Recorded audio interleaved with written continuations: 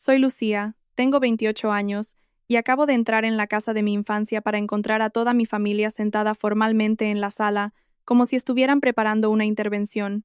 Mi esposo, Alejandro, también está allí, con una expresión de querer vomitar, mientras que mi hermana menor, Elena, casi irradia una sonrisa triunfante y extraña que me da escalofríos. Hija, siéntate. Tenemos que hablar, dice mi padre, señalando la única silla vacía que han colocado justo en el centro de la habitación. Ahora, si estás viendo esta escena y piensas, oh no, pobre Lucía, se va a llevar una sorpresa, déjame detenerte ahí mismo.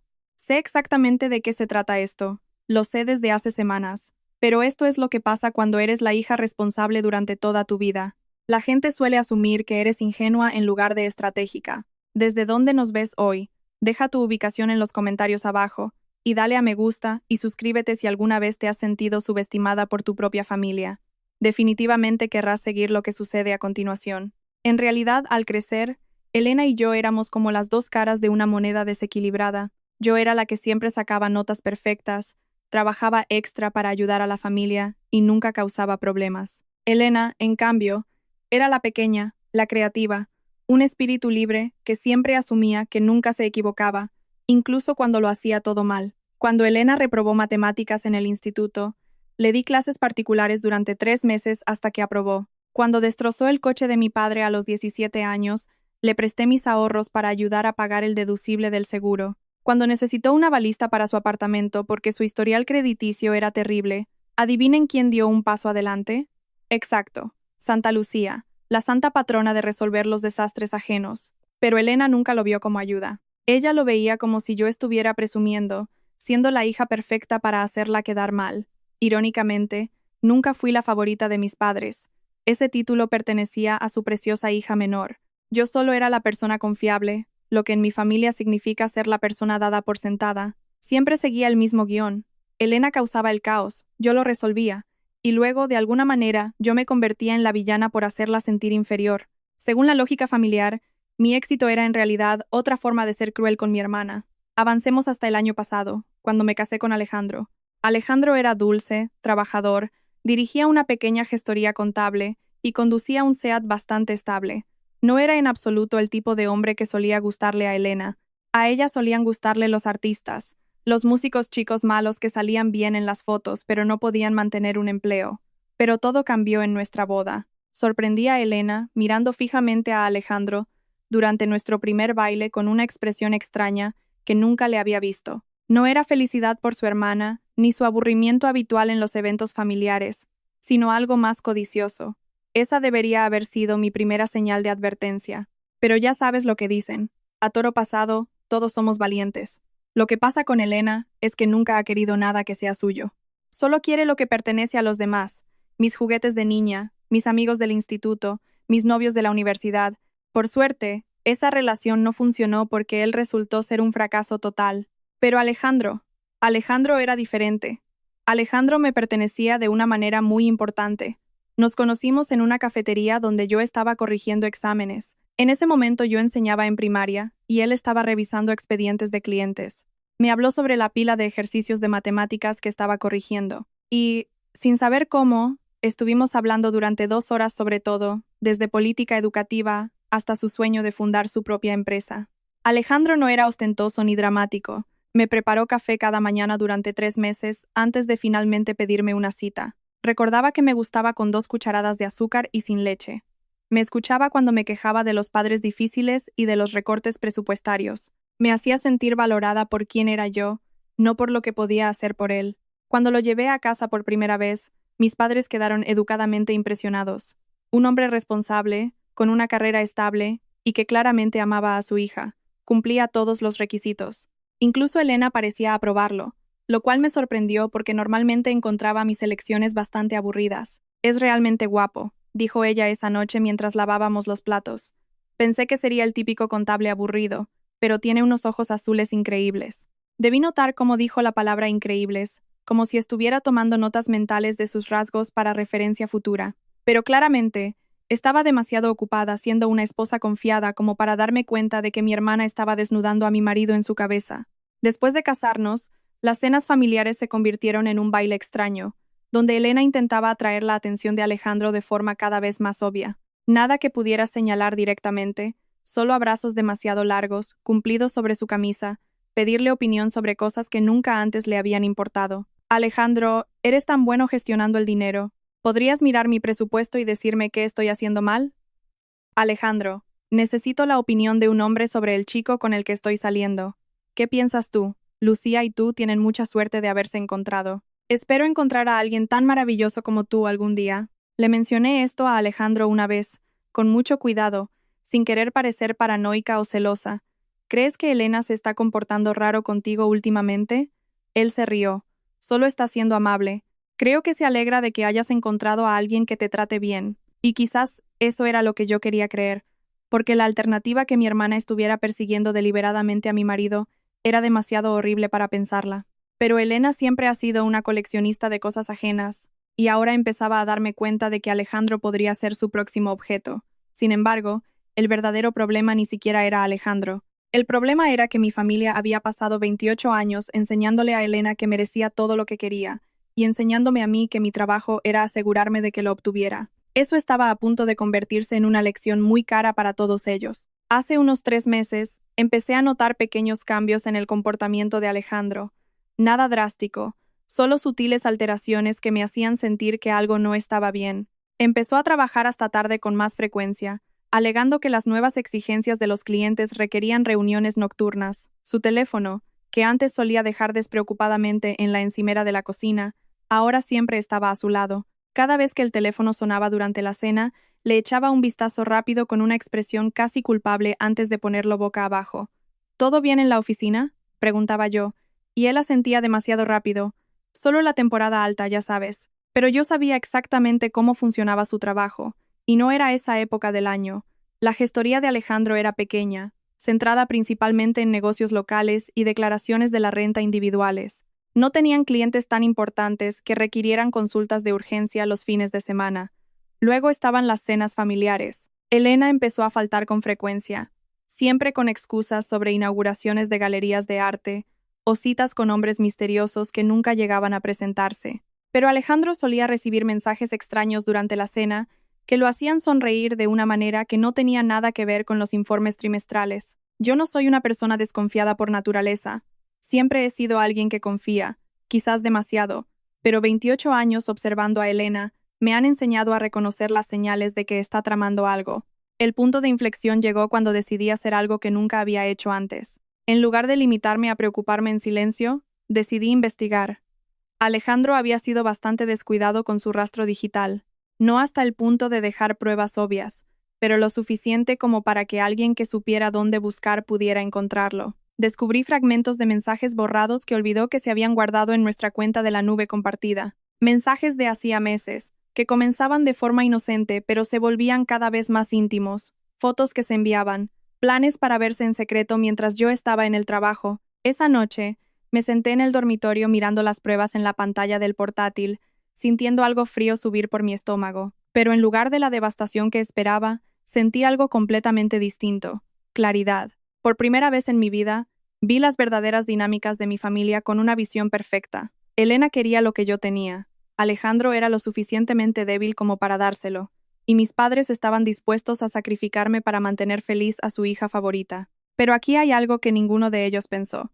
Santa Lucía había estado construyendo su propia vida en silencio. Mientras daban por sentada mi confiabilidad, yo había estado tomando clases de derecho por las tardes. Mientras asumían que siempre estaría allí para resolver los desastres de todos, yo había actualizado mis certificaciones de enseñanza y solicitado puestos mejores en otros distritos escolares. Mientras ellos planeaban su traición, yo planeaba mi salida. Hace 3 semanas acepté un puesto en un colegio privado en Barcelona.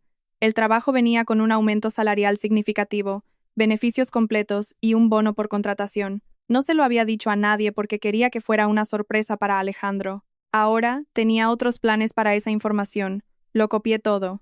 Recuperé mensajes, guardé fotos y revisé los registros financieros que mostraban que Alejandro usaba nuestra cuenta conjunta para compras sospechosas que coincidían perfectamente con el nuevo guardarropa de Elena. Luego, llamé al bufete de abogados donde había tomado mis clases de asistente legal. Resulta que cuando llevas casada menos de 2 años y puedes demostrar una infidelidad, tienes muchas más opciones de las que la mayoría cree, especialmente cuando has sido muy, muy cuidadosa al mantener ciertos activos solo a tu nombre. Hace 2 semanas, finalmente los vi juntos. Le dije a Alejandro que iba a cenar con Carmen, mi amiga de la universidad, pero en lugar de eso aparqué frente al edificio de apartamentos de Elena y esperé. Efectivamente, a las 18:30, el coche de Alejandro se detuvo junto a la acera. Se quedó en el coche un momento y luego salió, pasándose la mano por el pelo como suele hacer cuando está nervioso. Entonces Elena apareció en su puerta, con un vestido rojo que yo nunca había visto, y la sonrisa que le dedicó hizo que se me encogiera el corazón, no de dolor, sino de rabia. No fueron lejos, solo a un pequeño restaurante italiano, donde Alejandro y yo tuvimos nuestra tercera cita. Observé a través de la ventana cómo Elena se inclinaba sobre la mesa, tocándole la mano mientras hablaban. Alejandro estaba totalmente absorto, escuchando cada palabra como si ella estuviera revelando los secretos del universo, y no solo quejándose de sus dramas recientes. Tomé fotos, no por falta de pruebas, ya tenía demasiadas, sino porque quería recordar este momento, el momento en que dejé de ser la víctima de mi familia y me convertí en alguien completamente diferente. De camino a casa, llamé a mi abogado, le dije, quiero acelerar el proceso, y quiero añadir algunas cosas a los documentos.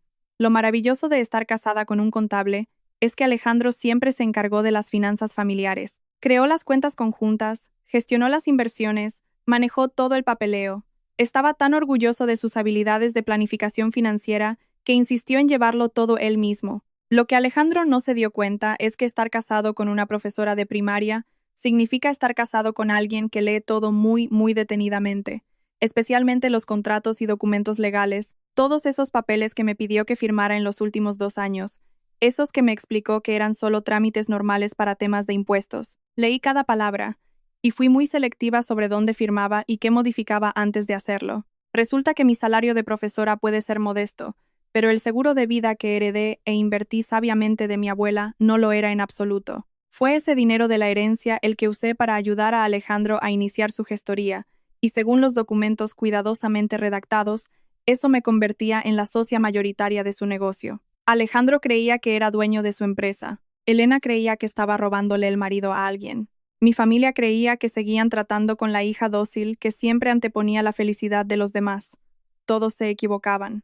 La semana pasada, presenté mi renuncia en el colegio, con efecto inmediato, ya que el trabajo en Barcelona empieza el próximo mes. Contraté a una empresa de mudanzas para que empaquetara todo lo que era importante para mí, y llamé a mis padres para organizar una reunión familiar. Le dije a mi madre que solo quería discutir algo con todos, y ella estaba encantada de que por fin tomara la iniciativa de planear una reunión. Elena estará muy emocionada, dijo ella. Ha estado queriendo pasar más tiempo contigo y con Alejandro. Estoy segura de que sí, pensé, mientras veía a Alejandro preparar el café de la mañana en la cocina, totalmente ajeno a la tormenta que se avecinaba. ¿El domingo a las 2 está bien? Genial. Cariño, ¿debería preparar mi famosa paella? No te preocupes, mamá. Esto no llevará mucho tiempo. La semana previa a la confrontación fue como vivir en una película de la que yo era la única que había leído el guión. Alejandro continuaba con su teatro de trabajar hasta tarde y recibir llamadas misteriosas. Elena no dejaba de enviarme mensajes para quedar, y me preguntaba cuándo podríamos tener una cita doble con mi marido y su novio secreto. Mis padres llamaban para preguntar sobre los planes de nuestro aniversario, que al parecer se estaban discutiendo a mis espaldas. Mientras tanto, yo estaba haciendo mis propios planes familiares. El lunes por la mañana, fui al banco para transferir activos y cerrar cuentas conjuntas. El nombre de Alejandro fue eliminado de todo excepto de su préstamo comercial, del cual, según nuestro acuerdo de asociación, ahora sería el único responsable sin mi respaldo financiero. El martes me reuní con un abogado inmobiliario para hablar de la casa. Resulta que cuando eres el principal sostén económico y el negocio de tu cónyuge depende en gran medida de tu inversión, tienes una ventaja significativa en las negociaciones de propiedad, especialmente cuando dicho cónyuge ha dejado documentada su infidelidad por mensaje de texto. El miércoles almorcé con mi directora y le expliqué la situación. Fue increíblemente comprensiva y aceptó acelerar mi salida, además de escribirme unas cartas de recomendación excelentes para mi nuevo puesto. Siento mucho que te esté pasando esto, dijo, apretando mi mano sobre la mesa. En realidad, respondí, creo que es lo mejor que me ha pasado, solo que aún no lo sabía. El jueves finalicé los papeles del divorcio. Mi abogado hizo exactamente lo que le pedí. Todo limpio, legal y un golpe absoluto para cualquiera que asumiera que yo desaparecería en silencio. El viernes cargué todo lo importante en mi coche. Los álbumes de fotos de antes de que Alejandro apareciera, las joyas de mi abuela, los premios de enseñanza que había ganado y el portátil que contenía las pruebas cuidadosamente documentadas de 2 años, pero lo más importante que empaqueté fue algo que nadie más notó. Un pequeño cuaderno de cuero donde anoté cada mentira, cada excusa, cada conversación familiar en la que alguien ignoró mis sentimientos o menospreció mi valor. En un café rutinario con una amiga cercana de la familia, Doña Rosa, me enteré de las últimas piezas de su plan. Doña Rosa, que conoce a nuestra familia desde hace décadas y no tenía idea de que estaba revelando una conspiración, mencionó casualmente que mis padres le habían preguntado sobre situaciones familiares delicadas y si yo sería lo suficientemente estable emocionalmente para manejar noticias difíciles. Vivir 28 años sintiéndome como alguien prescindible me enseñó a prestar atención a los detalles que otros pasan por alto. Había estado tomando notas sin que ellos lo supieran. El cuaderno contenía patrones que habrían enorgullecido a mi profesor de psicología. Las crecientes violaciones de límites de Elena, la desconexión emocional de Alejandro, la presión constante de mis padres para que yo entendiera las necesidades de Elena y apoyara el crecimiento del negocio de Alejandro. Se sentía como ver una campaña coordinada, diseñada para aislarme de mi propia vida. El domingo por la mañana me desperté, sintiéndome mucho más tranquila que en los meses anteriores. Alejandro ya se había ido, probablemente para encontrarse con Elena antes del espectáculo de la tarde. Me preparé una taza de café perfecta, usando esos granos caros que siempre guardaba para ocasiones especiales, y me senté en el porche trasero a ver amanecer. En unas pocas horas, mi familia se reuniría para darme la noticia que creían que sería un shock total para Lucía, la hija confiable y predecible. En cambio, estaban a punto de conocer a alguien que nunca habían visto, la mujer que había estado construyendo silenciosamente su propio imperio mientras ellos planeaban derribarla. Miré el reloj. Era hora de prepararse para el drama. Llegué a casa de mis padres exactamente a las 2, con mi bolso y el vestido azul marino que Alejandro me había regalado por nuestro aniversario. Si esto era una obra de teatro, quería interpretar el papel de la esposa ignorante. Todos estaban reunidos en la sala como si estuvieran posando para una foto familiar muy forzada. Mis padres en el sofá, Elena en el sillón pareciendo nerviosa y emocionada a la vez, y Alejandro de pie junto a la ventana como si estuviera a punto de salir corriendo. La disposición era deliberada, lo reconocí al instante. Habían organizado los asientos para que yo estuviera rodeada, sin salida, y recibiera el máximo impacto emocional cuando dieran la noticia. «Hola a todos», dije alegremente, sentándome en la silla que claramente habían elegido para mí. «Gracias por reuniros así de repente». Mi padre se aclaró la garganta. «En realidad, hija, somos nosotros los que necesitamos hablar contigo». «Oh». Incliné la cabeza con curiosidad inocente. Elena se removió en su asiento, casi temblando de expectación. Alejandro parecía a punto de vomitar. «Hay algo que debes saber». Mi madre comenzó con voz suave sobre Alejandro y Elena. Asentí para animarla. «Os escucho». Mi padre continuó. Su tono se volvió más serio. «Han desarrollado sentimientos el uno por el otro. Sentimientos reales. Y pensamos que era mejor que escucharas esto de tu familia, en lugar de enterarte de otra manera», terminó mi madre. El silencio duró exactamente 3 segundos. Luego hice algo que claramente no estaba en su guión. Me reí. No fue una risa amarga o histérica, sino una carcajada de auténtica diversión. «¿Es por esto?», pregunté, mirando alrededor de la habitación y viendo sus caras de confusión. Elena habló por primera vez. «Lucía, sé que esto es difícil de entender, pero a veces el amor surge de forma natural. Alejandro y yo nunca quisimos que esto pasara, pero no podemos negar nuestros sentimientos». Claramente había ensayado ese discurso. Mi padre se inclinó hacia adelante con esa expresión familiar de cuando explicaba por qué la última crisis de Elena era en realidad mi responsabilidad. «Hemos hablado de esto como familia, y pensamos que Elena y Alejandro encajan mejor. Elena necesita a alguien estable, y Alejandro necesita a alguien que aprecie su lado creativo». Me pregunté cuándo Alejandro se había vuelto creativo, a menos que contara el fraude contable. «Solo queremos lo mejor para todos», añadió mi madre suavemente. «Elena ha estado muy triste últimamente, y tú siempre has sido la más fuerte. Sabemos que lo entenderás». Esa era la declaración de principios de la familia. Lucía lo entendería. Lucía se sacrificaría. Lucía ayudaría a que todos los demás fueran felices. Busqué en mi bolso y saqué 2 sobres marrones, colocándolos tranquilamente sobre la mesa de café. El caso es este, dije, manteniendo mi voz suave y natural. Sé todo sobre vuestros sentimientos. Lo sé desde hace semanas. Alejandro finalmente habló. Su voz era casi un susurro. ¿Lo sabías? Sé lo de los mensajes borrados que olvidaste que estaban en la nube. Las cenas secretas. Las fotos. Sé lo del apartamento que Elena estuvo mirando la semana pasada, el que está tan cerca de la oficina de Alejandro. Elena se puso pálida. ¿Cómo lo sabes? Porque a diferencia de todos vosotros, yo presto atención a los detalles. Señalé los sobres. También presto atención a los documentos legales, informes financieros y leyes de propiedad. Abrí el primer sobre y extendí los papeles del divorcio sobre la mesa como si estuviera repartiendo cartas. Aquí están los papeles del divorcio, Alejandro. Los firmé hace 3 días. El segundo sobre contenía documentos financieros. Y esto demuestra que, desde ayer por la mañana, ya no tienes acceso a nuestras cuentas conjuntas, a la casa o a los fondos de inversión que han sostenido tu negocio durante estos 2 años. La habitación se quedó en silencio absoluto. ¿Veis? Esto es lo que todos os perdisteis en vuestras pequeñas reuniones de planificación.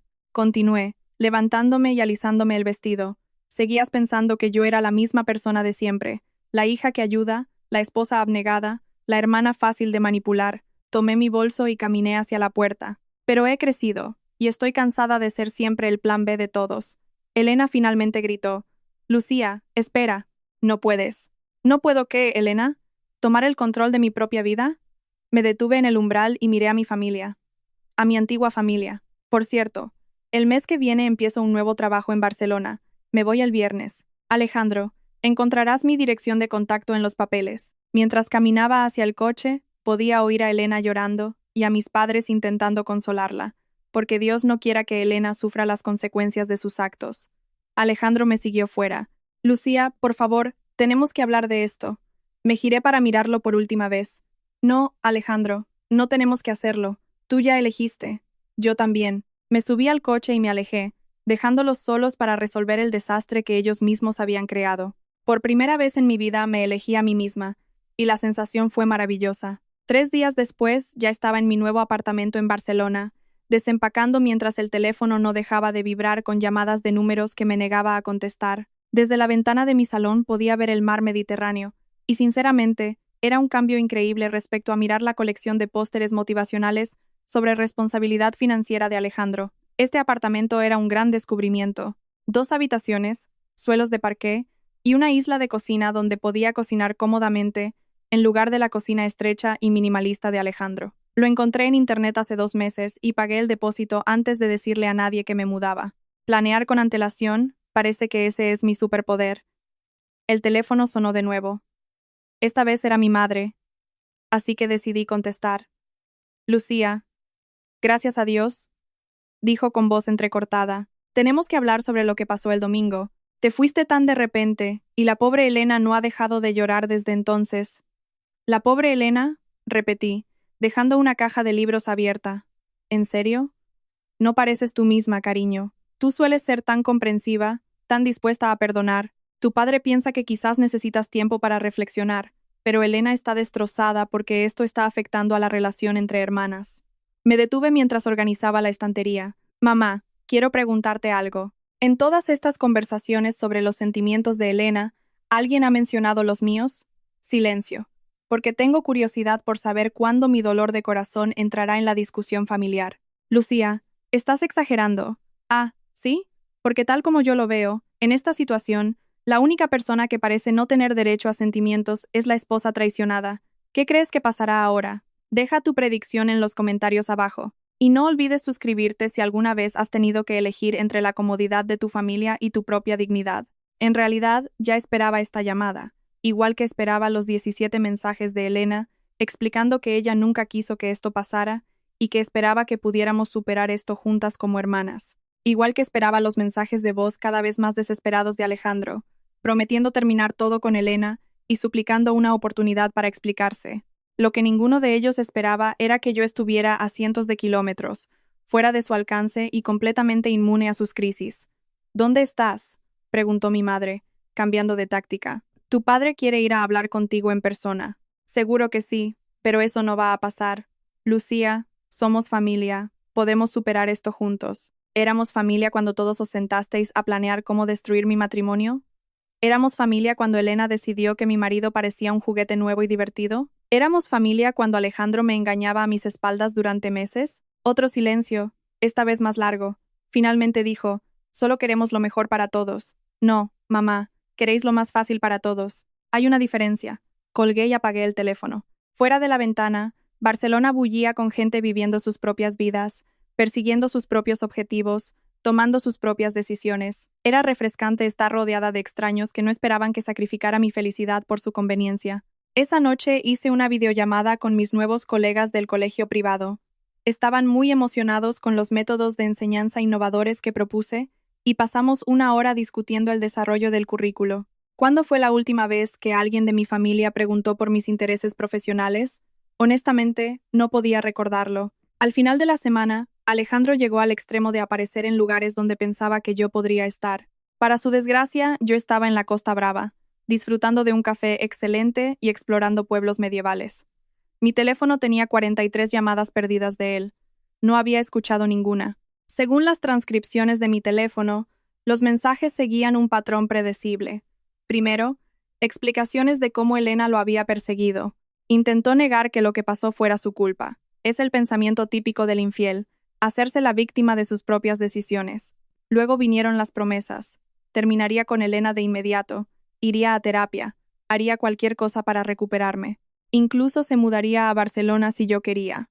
Ahora estaba en la fase de negociación desesperada. Mensajes sobre nuestros buenos recuerdos, nuestros sueños compartidos, el amor que sentía por mí y cómo no podía vivir sin mí.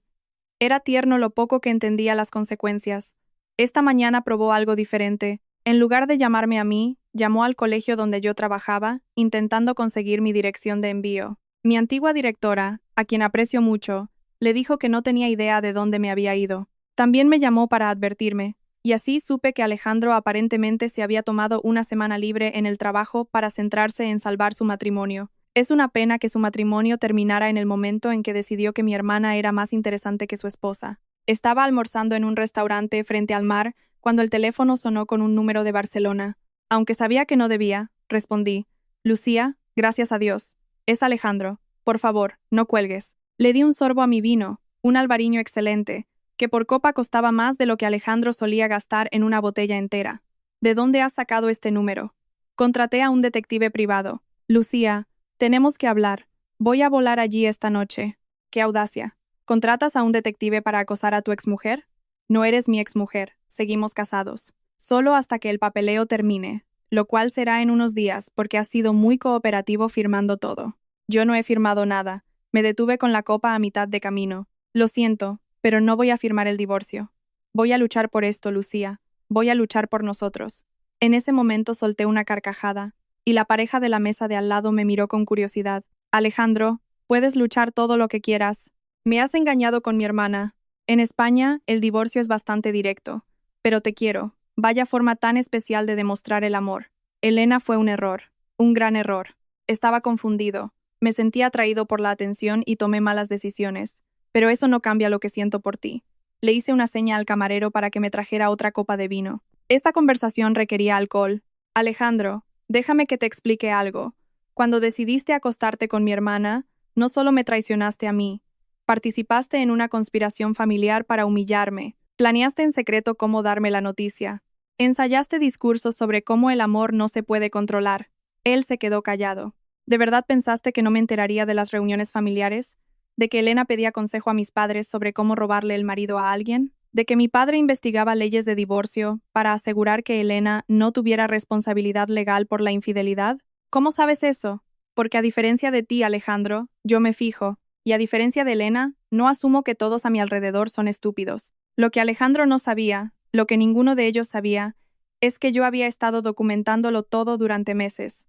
No solo la aventura, sino toda la dinámica familiar que la permitió. Tengo grabaciones de conversaciones con Doña Rosa, donde mis padres discutían que Elena merecía a alguien que realmente apreciara su creatividad y que Alejandro quizás se estaba desperdiciando con alguien tan práctica como Lucía. Tengo capturas de pantalla de Elena preguntando a nuestra prima Sofía consejos sobre cómo saber si un hombre es feliz en su matrimonio y si algunas personas simplemente están destinadas a estar juntas. Tengo registros financieros que muestran que Alejandro usó nuestros ahorros para comprar regalos a Elena, incluyendo ese vestido rojo que la vi usar en el restaurante italiano. Y lo más importante, tengo el vídeo de la cámara de seguridad que el propio Alejandro sugirió que instaláramos en la cocina por seguridad. Horas de Elena viniendo a mi casa mientras yo trabajaba, hurgando en mis cosas personales y, sí, siendo muy íntima con mi marido en el espacio que solía ser nuestro. De hecho, la idea de la cámara fue de Alejandro. La sugirió después de que robaran en casa de un vecino.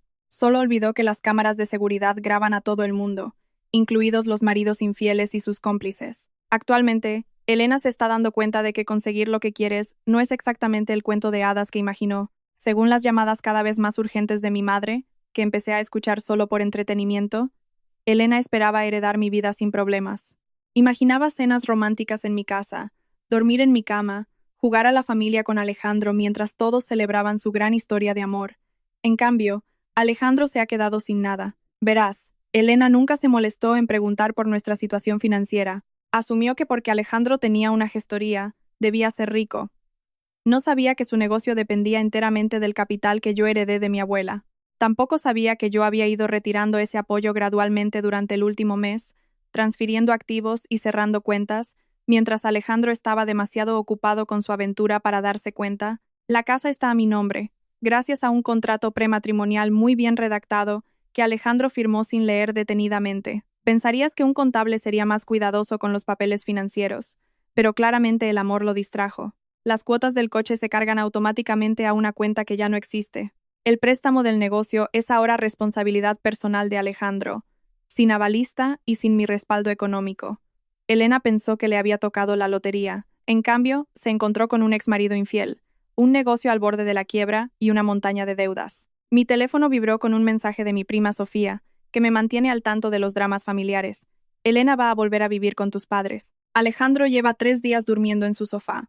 Tu madre pregunta si crees que debería considerar una terapia familiar. Respondí diciéndole que le dijera a mi madre que estaba considerando pedir una orden de alejamiento si no dejaban de llamarme. Esa tarde recibí un correo del socio de Alejandro, un hombre al que conozco desde hace años. Fue profesional pero directo. Alejandro se había saltado 3 reuniones con clientes esa semana y estaban preocupados por la estabilidad de la empresa. ¿Estaría dispuesta a discutir la transferencia de mi inversión? Reenvié el correo a mi abogado con una nota. Por favor, encárgate de esto. Quiero desvincularme totalmente de todos los negocios de Alejandro. 20 minutos después, mi abogado llamó. Esto es más serio de lo que pensábamos. Básicamente, el socio está preguntando si vas a llevar la empresa a la quiebra al retirar el capital. No tengo intención de hacer nada más que proteger mis activos. Si Alejandro no puede dirigir el negocio sin mi dinero, es un problema que él debe resolver. El socio ofrece comprar tu participación por un precio considerablemente más alto. Quiere salvar la empresa. Reflexioné sobre esto mientras miraba los barcos cruzar el Mediterráneo desde mi ventana. Haz una contraoferta. Venderé, pero quiero derecho de tanteo si deciden vender toda la empresa. Y quiero que todos los contratos de clientes que mencionen mi nombre o mi inversión sean cancelados de inmediato. Básicamente estás asegurando que Alejandro no tenga ningún derecho sobre tus contribuciones. Eso es exactamente lo que estoy asegurando. Al anochecer recibí un cheque bancario por una cantidad mayor de lo que Alejandro había ganado en 2 años. Su socio estaba muy motivado. Claramente, el colapso mental de Alejandro estaba afectando a su reputación con los clientes. Ingresé el cheque en mi nueva cuenta en Barcelona e hice una nota mental para enviarle a Elena una tarjeta de agradecimiento. Su egoísmo me había ayudado a ser financieramente independiente. 2 semanas después de mudarme a Barcelona, me estaba acostumbrando a una rutina mucho más auténtica que cualquier cosa que hubiera experimentado en mi matrimonio. Tomar el café por la mañana en mi bar favorito, donde el camarero ya sabe lo que pido, pasear por la tarde por el Paseo de Gracia, excursiones de fin de semana a lugares como Montserrat o la Costa Brava. También estoy haciendo amigos. Amigos de verdad que me conocen como Lucía, la profesora, no como Lucía, la esposa, o Lucía, la hija responsable. Está Carmen, de mis clases de yoga, Marcos, que enseña en el mismo colegio, y Janet, mi vecina, que me ha enseñado los mejores sitios para tomar el brunch. Ninguno de ellos sabe sobre mi divorcio reciente o mis problemas familiares. Para ellos, solo soy una mujer que se mudó a Barcelona para empezar una nueva vida. Era reconfortante ser vista como una persona completa, en lugar de solo como el personaje secundario de alguien. Las llamadas de mi familia disminuyeron, pero no pararon del todo. Anoche, mi padre intentó un nuevo enfoque. Tu madre ha llorado todos los días desde que te fuiste, dijo con voz cargada de decepción. No entiende cómo has podido desaparecer así de nuestras vidas. No he desaparecido, papá. Me he mudado. La gente lo hace todo el tiempo. No es que no le dijera a mi familia a dónde iba, te lo dije. Dije que me iba a Barcelona. Que no me tomaras en serio no es mi problema. Pero no nos diste la oportunidad de arreglar las cosas. Elena cometió un error, pero es de la familia. Alejandro también cometió un error, pero el matrimonio es perdón. Me detuve mientras regaba mis plantas nuevas. Las suculentas podían sobrevivir, aunque a veces se me olvidara regarlas, a diferencia de las orquídeas caprichosas que Alejandro insistía en que tuviéramos. Papá, déjame preguntarte algo. Si yo hubiera engañado a Alejandro acostándome con el novio de Elena, ¿estarías llamándolo a él ahora mismo para pedirle que me perdonara por el bien de la familia? Silencio prolongado. Eso es diferente. ¿Diferente cómo? Tú no eres el tipo de persona que haría eso. Exacto. Yo no soy el tipo de persona que traiciona a quienes amo. Entonces, ¿por qué me pides que acepte ese comportamiento de las personas que dicen amarme solo porque la familia significa superar juntos situaciones difíciles? No, papá. Familia significa no crear esas situaciones, acostándote con el marido de tu hermana. Colgué antes de que pudiera responder. En realidad, ya no estaba enfadada. La rabia significaba que esperaba más de ellos, y me di cuenta de que me estaba condenando a la decepción al esperar que me valoraran como yo los valoraba a ellos. Elena siempre fue egoísta. Alejandro siempre fue débil. Mis padres siempre pusieron los sentimientos de Elena por encima de los míos. La única que había cambiado era yo. Había dejado de aceptarlo. Esta mañana tuve una visita inesperada en el colegio.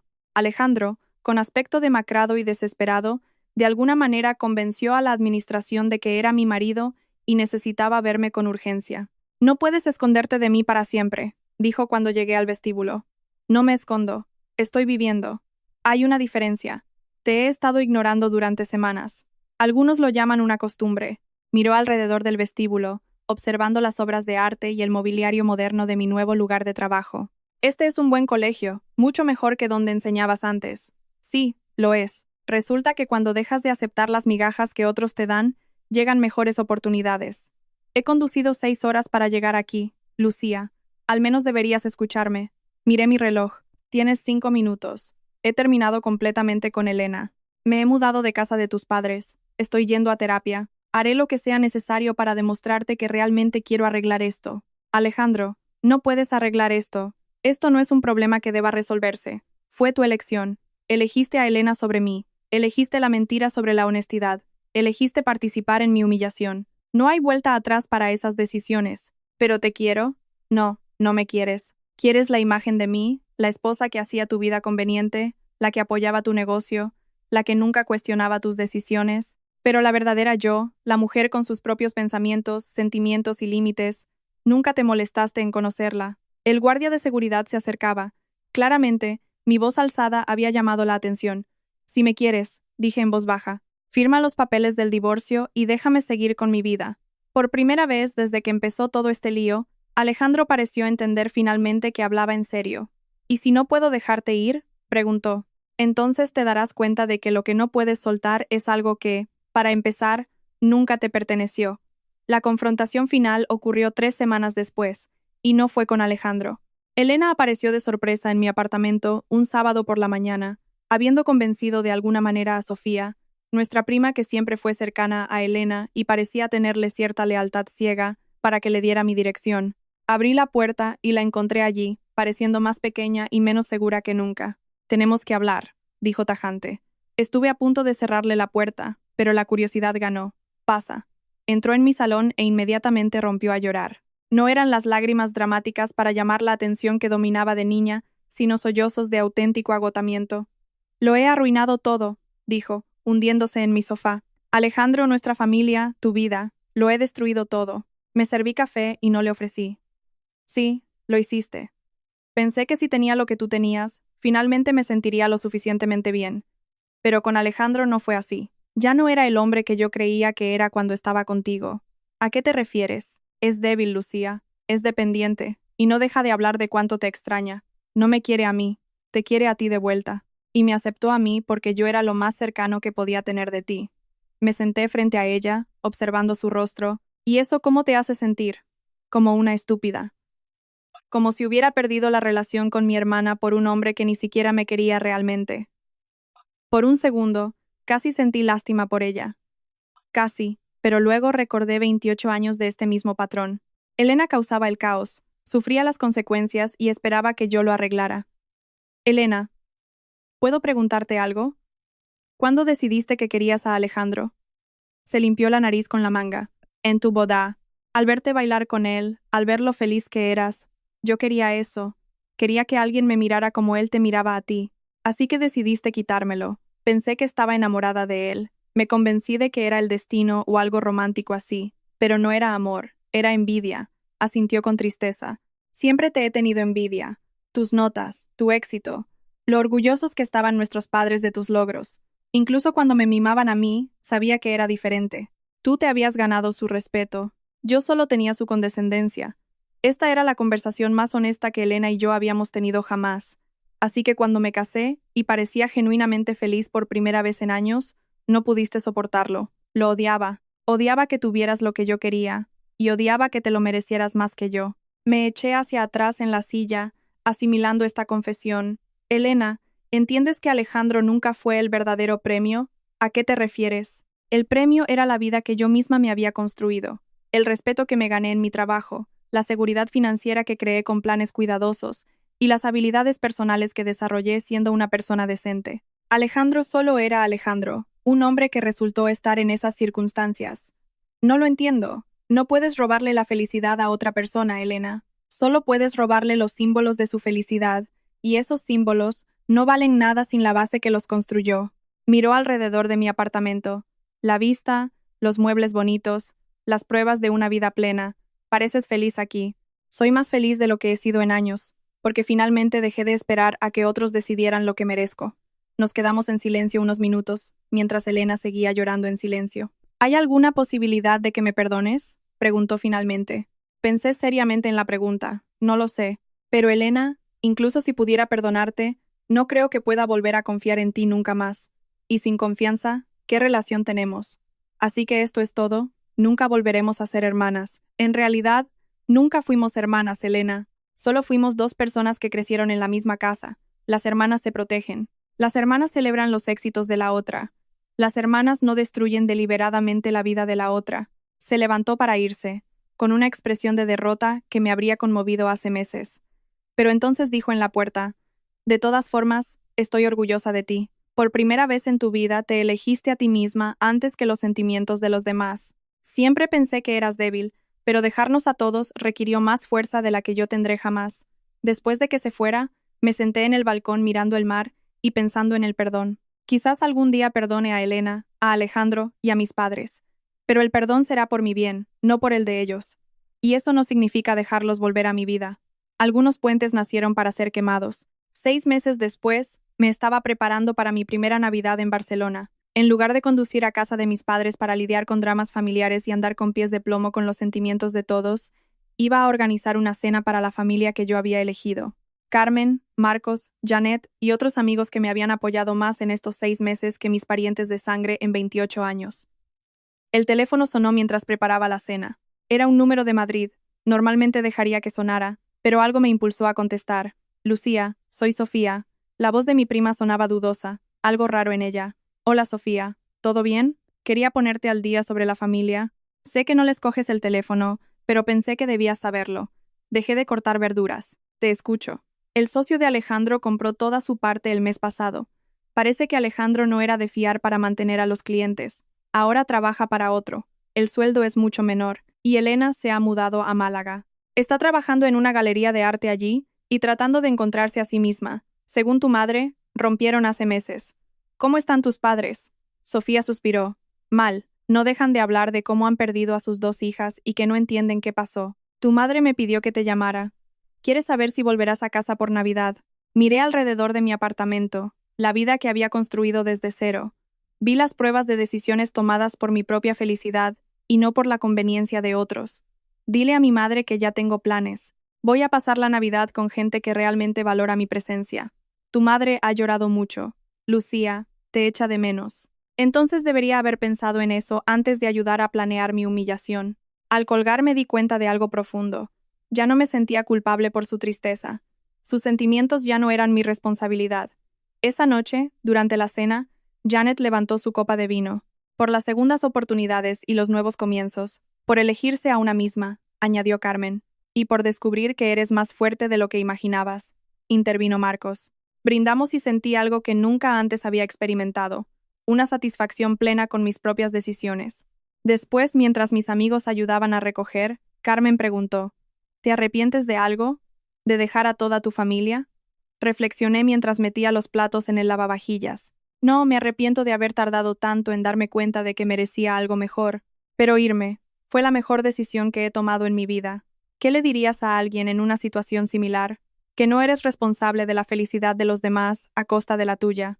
La familia está para sumar, no para restar. Y a veces, lo más amoroso que puedes hacer es dejar que los demás experimenten las consecuencias de sus actos. Cuando mis amigos se fueron, con abrazos y planes para el próximo fin de semana, me di cuenta de algo que a la antigua Lucía le habría sorprendido. Era feliz. No era esa felicidad complicada y condicional que sentía cuando todos los demás estaban contentos. No era ese alivio mezclado con ansiedad por haber gestionado con éxito las emociones ajenas, sino una alegría pura y sencilla por mi propia vida. Había construido algo maravilloso aquí. Una carrera que me desafiaba y me llenaba, amistades basadas en el respeto mutuo y no en la obligación, una independencia financiera que nadie me podía quitar y un espacio que reflejaba mis propios gustos. Si esta historia te ha llegado al corazón, recuerda darle a me gusta y suscribirte al canal. Deja un comentario sobre alguna vez que tuvieras que elegir entre la comodidad familiar y tu propia felicidad. A veces, lo más poderoso que puedes hacer es simplemente negarte a aceptar lo que otros creen que mereces. Alejandro me envía mensajes de vez en cuando, tarde en la noche, normalmente para disculparse o recordar los buenos tiempos que supuestamente tuvimos. Ya no respondo, no por rabia, sino porque realmente no tengo nada que decirle. Se ha vuelto irrelevante en mi vida, y ese es probablemente el peor resultado que él podría imaginar.